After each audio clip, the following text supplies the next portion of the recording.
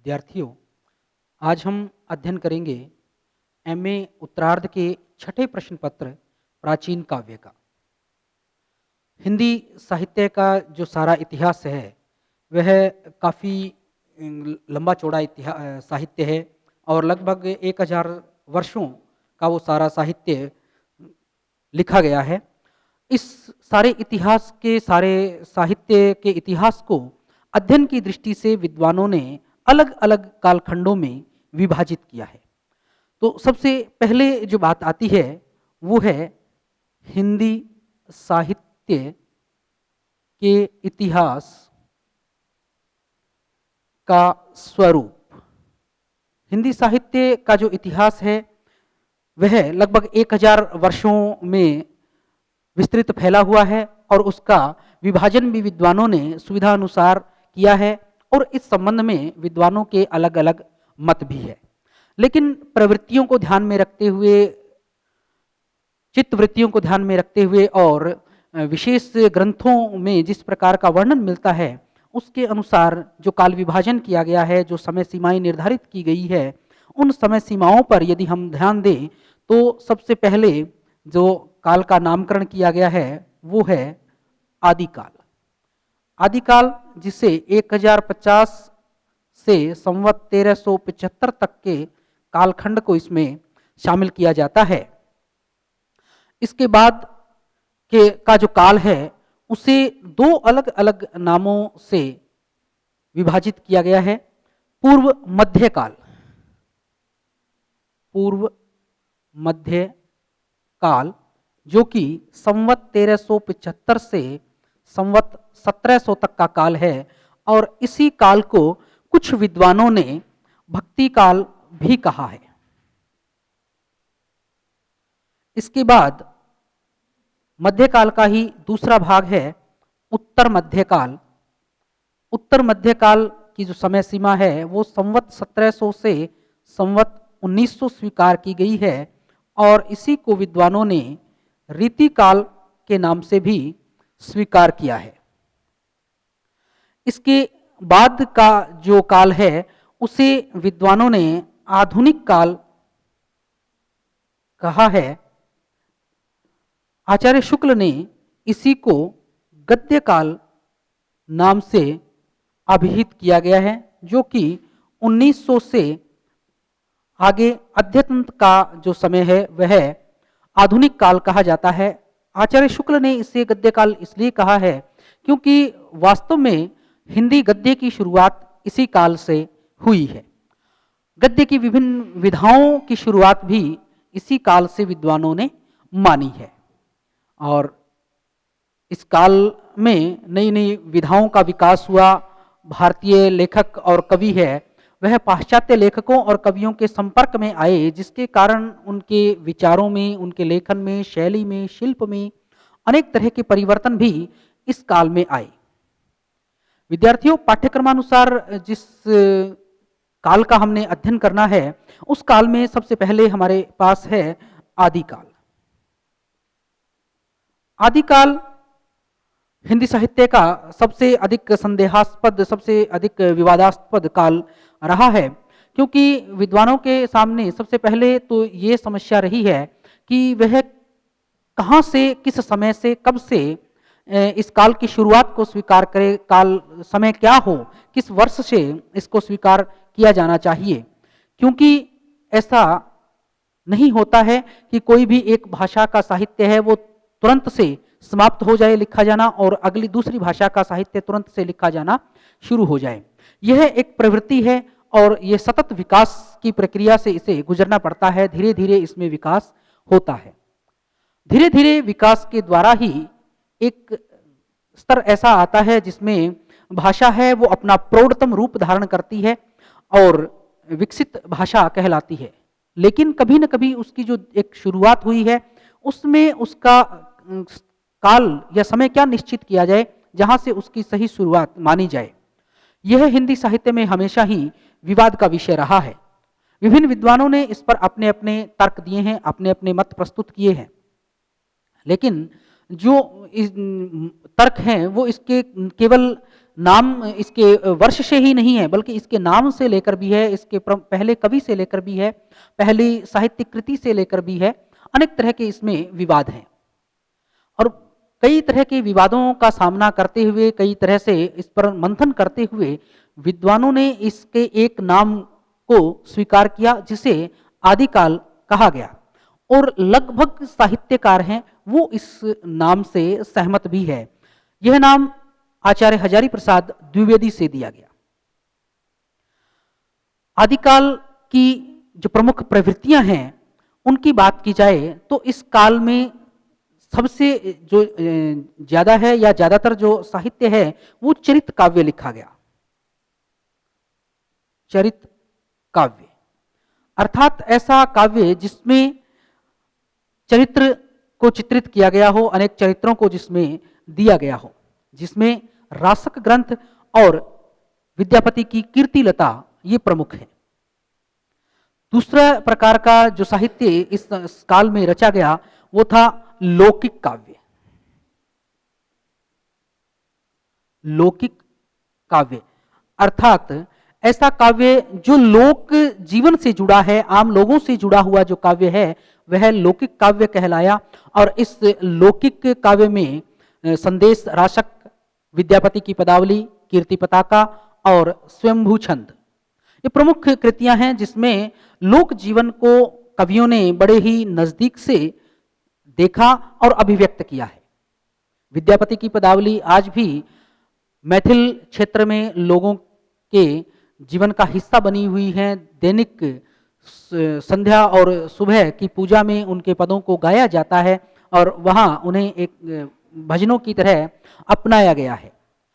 और इनकी पदावली की एक विशेषता ये भी है कि इसमें लोक रंजन का अनुभव है, लोक जीवन का अनुभव दिखाई देता है। लोगों से जुड़ी हुई इनकी पदावली है। इसी तरह ही संदेश राशक जिसे लोक काव्य कहा गया है, संदेश परंपरा का ये काव्य है।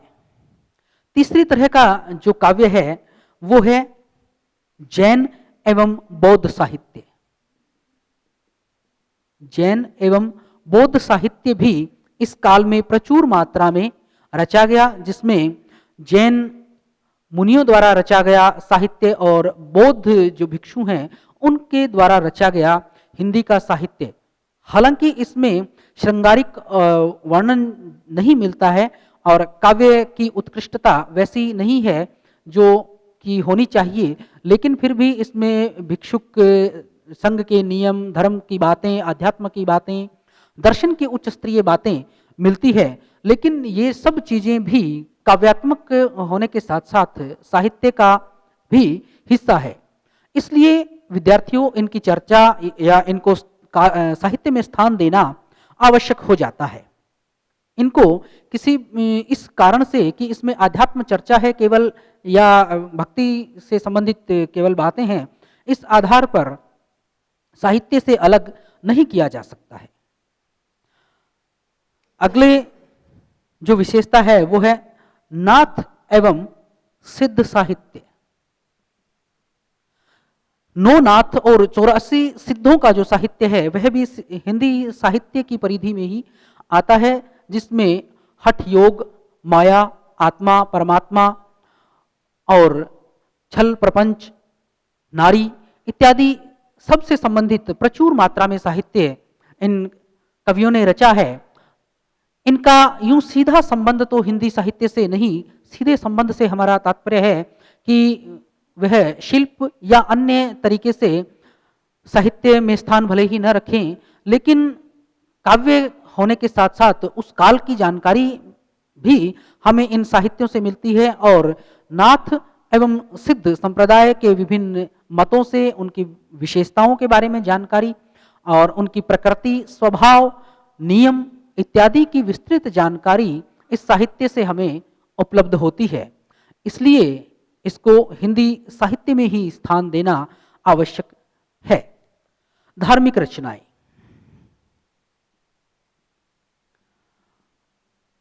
धार्मिक रचनाएं भी आदिकाल में प्रचुर मात्रा में रची गई हैं, जिनमें परमात्मा प्रकाश, भविष्यत कहा, पवम चरिव, हरिवंश पुराण इत्यादि प्रमुख काव्य संग्रह है जिनमें जिनका संबंध सीधा किसी न किसी धर्म विशेष संप्रदाय विशेष से जोड़ा जा सकता है। तो इस तरह से कुल मिलाकर हम देखते हैं कि चरित्र काव्य, लौकिक काव्य, धार्मिक काव्य, जैन और बौद्ध साहित्य, नाथ और सिद्ध साहित्य, ये कुछ जो विशेष प्रकार का साहित्य है वो आदिकाल में अत्यधिक मात्रा में रचा गया है। आदिकालीन काव्य या आदिकालीन कवियों की जो प्रवृत्ति है वो विशेष रूप से इस तरफ ज़्यादा मुखर हुई है। आदिकाल के ही एक प्रमुख कवि हैं चंदवरदाई। चंदवरदाई हिंदी साहित्य के पहले महाकवि माने जाते हैं और इनका काव्य पृथ्वीराज रासो हिंदी साहित्य का प्रथम महाकाव्य माना जाता है। लेकिन विद्यार्थियों, जैसे जैसे हिंदी साहित्य के ऊपर अनुसंधान हुए, जैसे जैसे खोजें होती गई, इस साहित्य के ग्रंथ के ऊपर शंका है वो बढ़ती गई। इस साहित्य ग्रंथ की 4 प्रकार की पुस्तकें उपलब्ध होती हैं, जिनमें एक से जो सबसे लघु प्रति है वही विश्वसनीय कही जा सकती है और बाकी सब प्रतियां हैं उनमें बाद में क्षेपक जुड़ते चले गए और उन क्षेपकों के जुड़ने के कारण ही ये हुआ कि वो संदिग्धता की दृष्टि से देखी जाने लगी। अनेक विद्वानों ने इसकी प्रामाणिकता पे भी संदेह किया है। पृथ्वीराज रासो प्रामाणिक है अथवा नहीं है, इस विषय पर विद्वानों में लंबी बहस चली है। विद्वान 3 वर्गों में इस संबंध में बंट गए हैं। प्रामाणिकता और अप्रामाणिकता के संबंध में विद्वानों ने अपनी अपनी तरफ से अनेक तरह के तर्क दिए हैं और उनकी तर्कों के आधार पर यह सिद्ध किया है कि पृथ्वीराज रासो उनके हिसाब से, उनके तर्क से किस तरह का काव्य है, वो प्रामाणिक है, अप्रामाणिक है या अर्ध प्रामाणिक है। तो पृथ्वीराज रासो के प्रामाणिक होने के संबंध में जो मत हमें मिलते हैं वो मत है जिसमें कर्नल टॉड, ग्राउन, गारसा दत्तासी, मोतीलाल मैनारिया, मिश्र बंधु श्याम सुंदरदास और मोहनलाल विष्णुलाल पांड्या ये प्रमुख विचारक हैं जिन्होंने अपने तर्कों से यह सिद्ध करने की कोशिश की है कि पृथ्वीराज रासो एक प्रामाणिक कृति है। मिश्र बंधुओं ने तो अपने तर्कों के संबंध में यहाँ तक कह दिया है कि यदि कहीं पर इस बात के प्रमाण नहीं मिलते हैं कि जो इसे प्रामाणिक सिद्ध करें तो ऐसा करना इतिहासकारों की भूल है, न कि इस ग्रंथ में जो तथ्य दिए गए हैं वो जाली है। अप्रामाणिकता सिद्ध करने में भी लेखक पीछे नहीं रहे हैं और उन्होंने अपने अकाट्य तर्क दिए हैं जिसमें डॉक्टर वुलर, गौरीशंकर हीरा चंद ओझा, आचार्य शुक्ल, राम कुमार वर्मा इत्यादि प्रमुख आलोचक हैं जिन्होंने इसके अप्रामाणिक होने के संबंध में अपने अकाट्य तर्क दिए हैं। विद्यार्थियों, यूं तो पृथ्वीराज रासो को एक प्रामाणिक ग्रंथ माना जाता था, लेकिन जब डॉक्टर वुलर को कश्मीर से पृथ्वीराज विजय नामक ग्रंथ की प्राप्ति हुई और उसके अंदर दिए हुए जो भी तथ्य और तिथियां थी वह इतिहास से अधिक मेल खाने वाली मिली, तब उन्हें यह लगा कि कहीं न कहीं यह अवश्य है कि पृथ्वीराज रासो जो ग्रंथ है जिसके लेखक चंदवरदाई हैं वह ग्रंथ अवश्य ही जाली है और उसमें सत्यता का पुट नहीं है, क्योंकि चंदवरदाई कृत पृथ्वीराज रासो और जयानक कृत पृथ्वीराज विजय दोनों की तिथियों में बहुत ज्यादा अंतर है।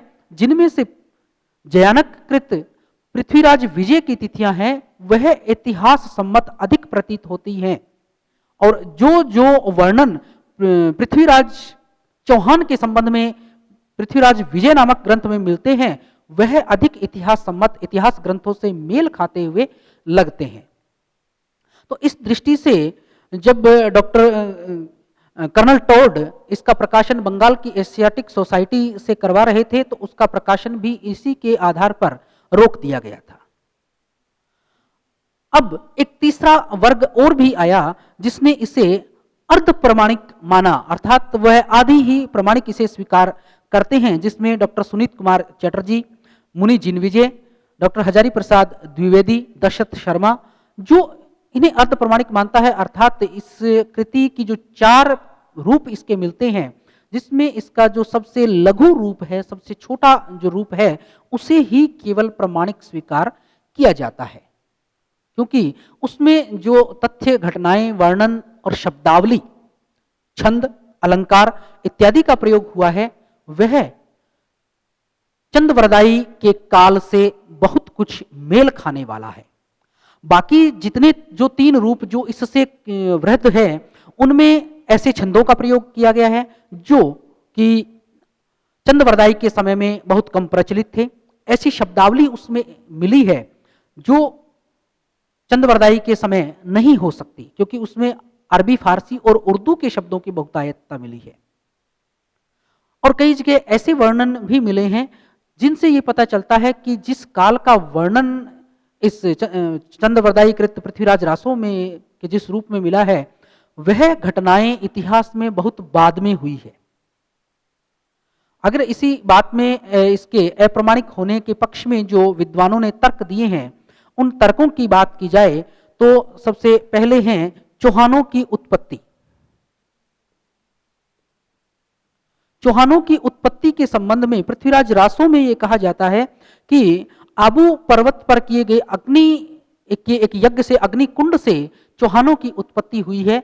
यह बात इतिहास सम्मत नहीं है, क्योंकि इतिहास में ऐसा कोई साक्ष्य नहीं मिलता है जिसमें यह प्रमाणित होता हो कि चौहानों की उत्पत्ति है वो अग्निकुंड से हुई। दूसरी बात ये कि चौहानों को अग्निवंशी माना जा रहा है, वह भी इतिहास सम्मत नहीं है, क्योंकि चौहान है वो इतिहास में सूर्यवंशी कहलाते हैं, न कि अग्निवंशी। दूसरी जो बात है वंशावली की, चौहानों की वंशावली जो बिजोलिया अभिलेख में मिलती है, वह वंशावली पृथ्वीराज रासों में दी गई वंशावली से मेल नहीं खाती है, जबकि वह वंशावली जयानकृत पृथ्वीराज विजय के कहीं अधिक निकट बैठती है। तीसरी बात पृथ्वीराज चौहान के विवाह से संबंधित। चंद्रकृत रासों के अंदर यह उल्लेख मिलता है कि 11 वर्ष से 36 वर्ष की आयु तक पृथ्वीराज चौहान ने कुल 14 विवाह किए, जबकि इतिहास में यह साक्ष्य मिलता है कि कुल 30 वर्ष की आयु में ही पृथ्वीराज चौहान की मृत्यु हो गई थी। तो 36 वर्ष की आयु उसने प्राप्त ही नहीं की थी। इस मत का भी खंडन यहां पर ऐतिहासिक ग्रंथों से हो जाता है। जयचंद का राजसू यज्ञ और संयोगिता का स्वयंवर, ये दोनों घटनाएं भी इतिहास सम्मत नहीं है, क्योंकि किसी भी इतिहासकार के किसी भी ग्रंथ में इस बात का उल्लेख नहीं है कि पृथ्वीराज संयोगिता के स्वयंवर में शामिल हुआ था या जयचंद ने स्वयंवर आयोजित भी किया था और जयचंद ने राजसू यज्ञ किया था। इस बात के भी कोई साक्ष्य नहीं प्राप्त होते हैं। और ऐसा ही एक और है जो मत आया है, वो है गौरी की मृत्यु। शहाबुद्दीन गौरी की मृत्यु के संबंध में भी पृथ्वीराज रासों में यह कहा गया है कि स्वयं चंदवरदाई और पृथ्वीराज रासो दोनों को बंदी बनाकर गौरी अपने साथ गजनी ले जाता है और वहां पर ही शब्द भेदी बाण के द्वारा पृथ्वीराज चौहान मोहम्मद गौरी को मार देता है। लेकिन ये बात भी कहीं भी सिद्ध नहीं होती है, क्योंकि इतिहास में ऐसा साक्ष्य अवश्य मिलता है कि मोहम्मद गौरी की हत्या गखरों के द्वारा की गई थी, न कि पृथ्वीराज चौहान के द्वारा। तो ये कुछ ऐसे ऐतिहासिक जो अप्रमाणिकता के बारे में साक्ष्य प्रस्तुत किए गए हैं, जिनसे जो पूरा ग्रंथ है उसके ऊपर एक प्रश्न चिन्ह, उसकी प्रामाणिकता पर एक प्रश्न चिन्ह लग जाता है।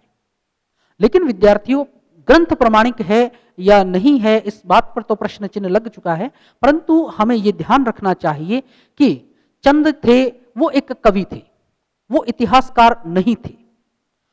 और यह एक इतिहास ग्रंथ नहीं है। पृथ्वीराज रासो केवल एक काव्य ग्रंथ है, और उसे यदि काव्य ग्रंथ की दृष्टि से ही देखा जाए तो उसे हम अप्रामाणिक सिद्ध नहीं कर सकते, क्योंकि चंदवरदाई कवि थे और कवि होते हुए बहुत सी बातें उन्हें इस तरह से तोड़ मरोड़ कर उपस्थित करनी शायद जरूरी लगी हो, जिसका कि उन्होंने उपयोग किया हो उस छूट का, और बहुत से जो अनैतिहासिक तथ्य हैं वो उस के काव्य में शामिल हो गए हों। लेकिन काव्य की दृष्टि से देखें तो यह हिंदी साहित्य का पहला महाकाव्य है।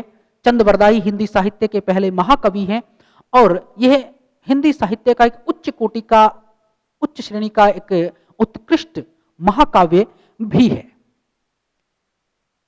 आचार्य हजारी प्रसाद द्विवेदी ने इसके संबंध में कुछ और तथ्यों, कुछ और बातों का जो उल्लेख किया है, जो विशेष बात सामने आई है वो यह है कि इसमें जो कथानक रूढ़ियां,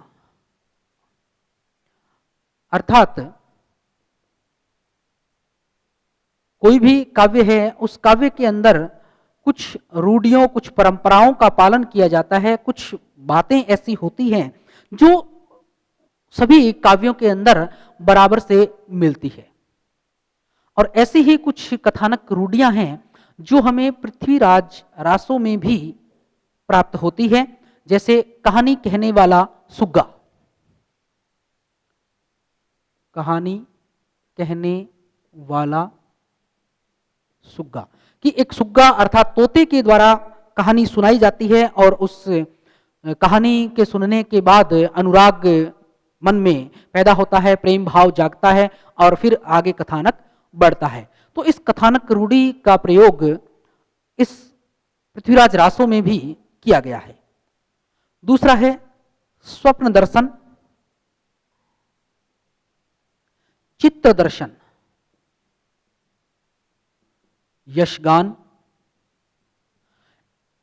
स्वप्न दर्शन, नायक या नायिका एक दूसरे का स्वप्न दर्शन करते हैं, या उनका चित्र दर्शन करते हैं, या उनके बाहुबल, उनका यशगान है वो सुनते हैं, और इससे उनके मन में एक दूसरे के प्रति प्रेम जागृत होता है, और दोनों के मन में विरह की अनुभूति होती है, जिससे नायक उससे प्राप्त करने के लिए हर परिस्थिति में जाना चाहता है, उसे प्राप्त कर लेना चाहता है। और इस कथानक रूढ़ी का पालन भी पृथ्वीराज रासो में हुआ है। इसी तरह का एक कथानक रूढ़ी है मुनि द्वारा शाप, मुनि द्वारा शाप दिया जाना। अनेक ऐसी प्रेम कथाओं के अंदर हम देखते हैं कि किसी न किसी कारण से उस नायक के द्वारा या नायिका के द्वारा कुछ न कुछ ऐसा हो जाता है जिसके कारण कोई संत, महात्मा या कोई मुनि उन्हें शाप दे देता है, कोई ऐसा गलत कदम उनके द्वारा उठा लिया जाता है। तो ऐसी गलती होने के कारण जब वो गलत कदम उठा लिया जाता है, वो गलती कर दी जाती है, तब मुनि द्वारा शाप दिया जाना, और इसका भी उल्लेख इस काव्य में मिलता है। अगले जो है वो है रूप परिवर्तन। रूप परिवर्तन, रूप परिवर्तन के लिए विद्यार्थियों दो बातें यहां पर हो सकती है। एक तो शाप के द्वारा रूप परिवर्तित हो सकता है, और दूसरा नायिका को प्राप्त करने के लिए नायक है वो रूप बदलकर अपना रूप परिवर्तित करके भी जा सकता है नायिका या नायक से मिलने के लिए। तो जो उनके मार्ग में जो बाधाएं आ रही है, जो विघ्न आ रहे हैं, उन विघ्नों को पार करने के लिए रूप परिवर्तन की आवश्यकता उनको होती है, और इस रूप परिवर्तन के लिए वो आगे रूप परिवर्तन के माध्यम से आगे बढ़ते हैं। तो यह भी एक रूढ़ी या परंपरा इस काल के काव्य में मिलती है। अगला है नक्शिक वर्णन। नक्शिक वर्णन, नक्शिक वर्णन में नायिका के रूप सौंदर्य का वर्णन नख से लेकर शिखा तक किया जाता है, अर्थात उस की पूरी सौंदर्यता का भरपूर वर्णन काव्य के अंदर किया जाता है, जैसा कि पृथ्वीराज रासों में भी संयोगिता के रूप सौंदर्य का वर्णन कवि ने किया है। इस रूप सौंदर्य का वर्णन करते हुए कवि बहुत उदार हो जाता है और एक कहीं कहीं पर वह अतिशयोक्ति को भी प्राप्त कर लेता है। अतिशयोक्तिपूर्ण वर्णन नायिका का किया जाता है। रूप सौंदर्य का जो वर्णन नख से सिक तक किया जाता है, जिसे नख सिक वर्णन कहा जाता है, वह भी इन प्रेम काव्यों में मिलता है। इसके बाद है कन्याहरण। विद्यार्थियों, इन प्रेम काव्यों में एक और विशेषता जो मिलती है, कथानक रूढ़ी जो मिलती है, वो है कन्याहरण, कि कन्या का हरण करके उससे विवाह कर लिया जाता है। इस तरह का जो वर्णन है अनेक प्रेम काव्यों में मिलता है और ऐसा ही वर्णन है वह हमें मिलता है पृथ्वीराज रासों में, जिसमें कि जब पृथ्वीराज चौहान को जयचंद अपनी बेटी संयोगिता के स्वयंवर में आमंत्रित नहीं करता और उसे अपमानित करने के लिए उसकी एक मूर्ति को, एक प्रतिमा को दरवाजे पर लगा देता है पहरेदार के रूप में। अर्थात यहाँ यह दिखाया जा रहा है कि किस तरह से शत्रु का मान मर्दन करने के लिए कोई व्यक्ति है वह उसे कहाँ तक लज्जित कर देना चाहता है, तो उसे एक साधारण सैनिक बना करके अपने दरवाजे पर एक चौकीदार बना करके खड़ा कर दिया गया है। और जब यह सूचना पृथ्वीराज चौहान तक पहुंचती है तो वह तुरंत दिल्ली से कन्नौज के लिए कूच करता है। रास्ते में अनेक तरह की बाधाओं को पार करते हुए वह ठीक स्वयंवर के समय ही उस स्थान पर पहुंच जाता है और वहां से संयोगिता का हरण कर लेता है और हरण करने के पश्चात ही उससे दिल्ली जाकर विवाह करता है। लेकिन हरण करने और विवाह करने के बीच भी कई तरह की बाधाएं उसके सामने आती है और भयंकर युद्ध वहां पर होता है, जिस युद्ध में विजय प्राप्त करके ही वह आगे बढ़ पाता है। इसके बाद बारी आती है युद्ध। इस तरह के जो प्रेम काव्य हैं उसमें युद्ध का होना एक स्वाभाविक सी बात है, क्योंकि जहां प्रेम काव्य है, जहां अनेक तरह के विघ्न बाधाएं आ रही है, अनेक तरह की संघर्षों को करते हुए नायक है वो आगे बढ़ रहा है अपने मार्ग पर, तो वहां जरूरी है कि किसी न किसी युद्ध का भी वर्णन किया जाए, क्योंकि जो बाधाएं आएंगी ऐसे में वह बाधाएं निश्चित रूप से छोटी छोटी बाधाएं नहीं होंगी, बल्कि बड़ी बड़ी बाधाएं ही होंगी। तो इसमें भी कई युद्धों का वर्णन कवि के द्वारा किया गया है, जिसमें राजकुमारी का हरण करने के बाद जयचंद की सेना के साथ युद्ध, उससे पहले कई युद्धों का वर्णन मोहम्मद गोरी से युद्ध और मोहम्मद गोरी से इतिहास में केवल 2 युद्धों का साक्ष्य प्राप्त होता है, जबकि इसमें 2 से कहीं ज्यादा युद्धों का वर्णन भी मिलता है। तो इस तरह से युद्ध का वर्णन, ये सारी जितनी भी कथानक रूढ़ियां हैं, इन सब कथानक रूढ़ियों को इस काव्य में स्थान दिया गया है। इसके अतिरिक्त बात करें यदि काव्य में रस की,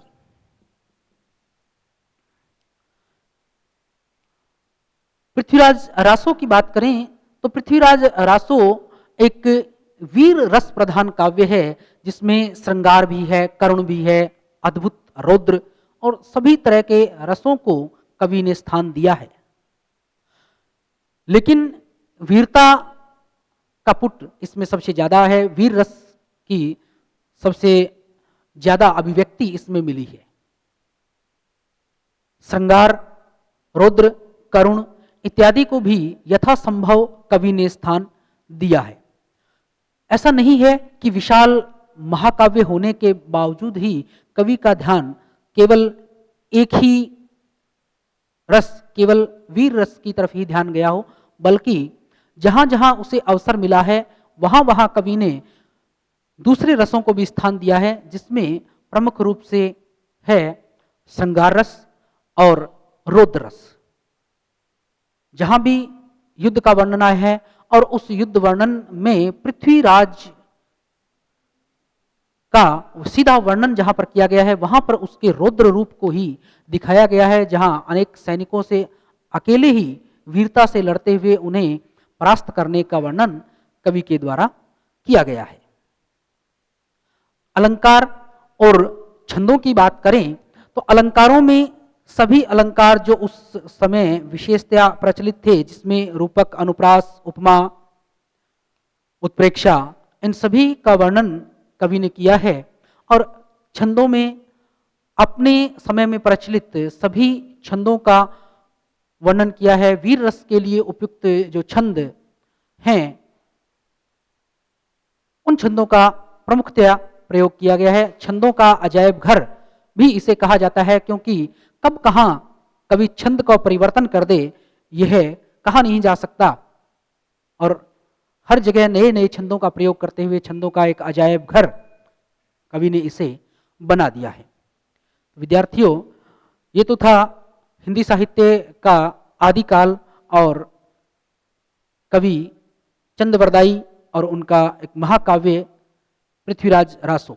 अगली क्लास में हम अध्ययन करेंगे पूर्व मध्यकाल अर्थात भक्ति काल और उसकी कुछ विशेष उसका वर्गीकरण। धन्यवाद।